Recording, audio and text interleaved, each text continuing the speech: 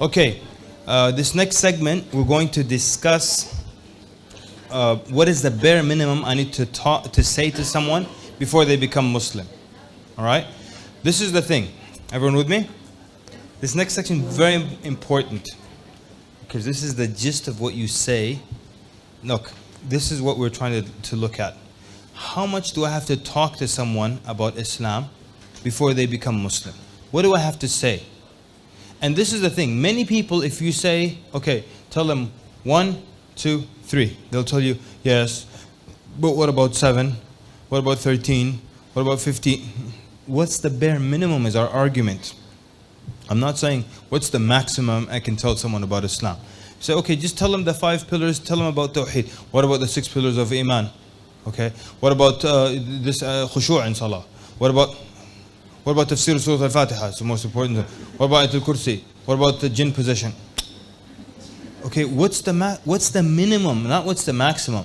So what we're saying is, if I put everything that I can say about Islam in a big pot, and I let it boil and evaporate, and I have the rest, the concentrate, the bare minimum, that's what we're trying to present to you.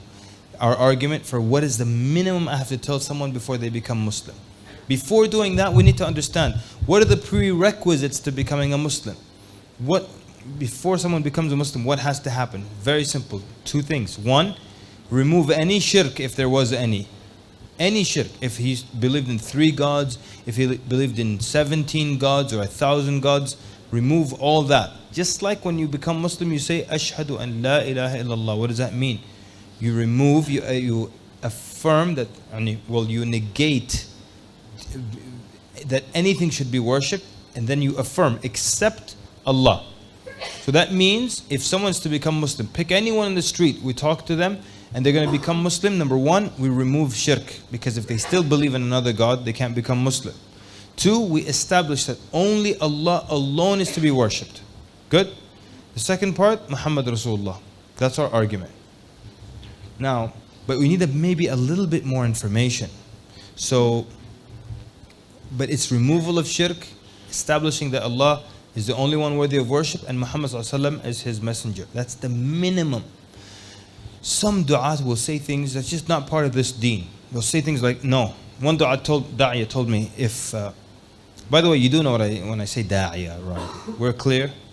Yeah? Any terminology that I need to explain? Even when I say ya'ni, you understand that.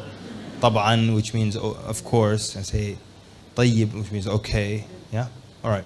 So, one da'iyah told me that if someone has a girlfriend, I don't give him the shahada.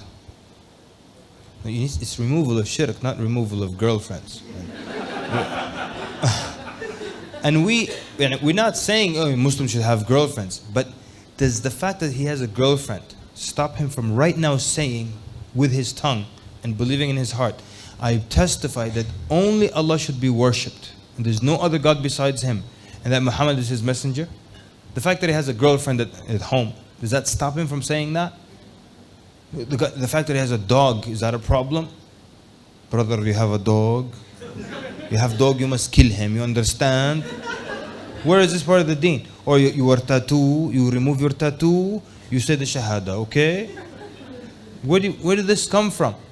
Remove shirk, establish as one God, Prophet ﷺ is his messenger. These are the prerequisites to becoming a Muslim. Then, how much do you talk about in Islam? I'm going to illustrate this through 2 stories, okay? 2 true stories that happened. We're going to start telling the first story, pause in the middle of it, do another story and an exercise, and come back to the second story. All to prove this point. We're trying to sell you now. I'm trying to convince you in this next segment that here is the minimum you have to say about Islam. Because Islam is when they start to submit to Allah. One guy always insists, I tell them about the 6 pillars of Iman. Why? What's this rule? What's Iman and what's Islam? Islam is step 1, submitting to Allah. Oh Allah, I'm willing to submit to you and do what you say. That's what you want them to get. Oh, Iman comes later. That's why Allah says in the Quran, قالت الأعراب آمنا قل لن تؤمنوا ولكن قولوا أسلمنا. The Bedouin Arab said, we believed, have Iman. Allah says to the Prophet ﷺ, tell them, you have not believed, but you have only submitted, and then later on iman enters the heart. So that's your job. Yeah?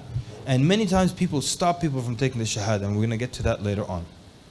Or they will tell them, no, take your time, you're not ready. No, they're ready to say, Ashhadu la ilaha Muhammadur Rasulullah. So the story goes like this. I went somewhere with my wife, and the place, there was a police officer. I think. All right. We don't have much time. When we talk about da'wah techniques, I'm not going to talk about the obligation.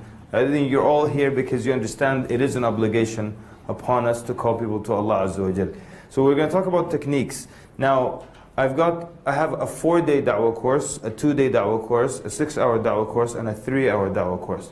But we have an hour now. So I'm going to give you, inshallah Azza wa Jal, like the most effective techniques.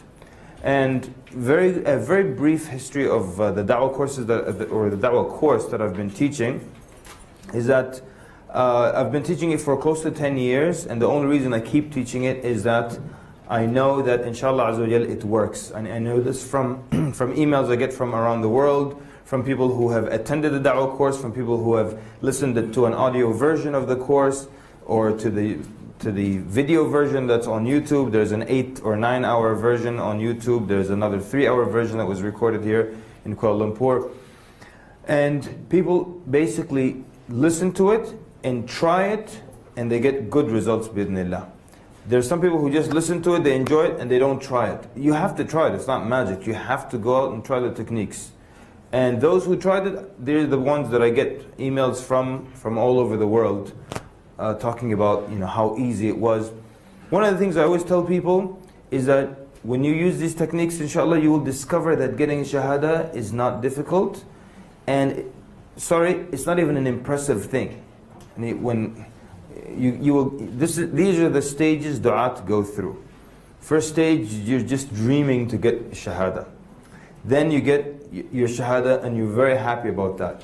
Then you start to get a lot of shahadas, and you start to realize that it's not a big deal. It's really easy to get a shahada. Someone you've never met in your life, 10 minutes you get a shahada inshallah. You realize that it's really easy. And I'm telling you, these are stages that du'at go through. But as much as you try to get du'at to save time, they still have to go through these stages. You get to this stage when you realize that taking a shahada or getting someone to say the shahada is very, very easy, and that's not the challenge anymore. The real challenge in da'wah is following up with that individual until they become part of the community and a regular praying Muslim. They don't need you to call them every day to pray. That's the real challenge. And realistically, that's the community challenge, because you need a community to build people. And our religion is based on being together. We're together 5 times a day. So we have daily congregation, weekly congregation, Jum'ah, yearly congregation, Taraweeh, Eid, this Eid, the other Eid. And then we have congregational prayers that extend beyond a year, such as the eclipse of the sun or the moon.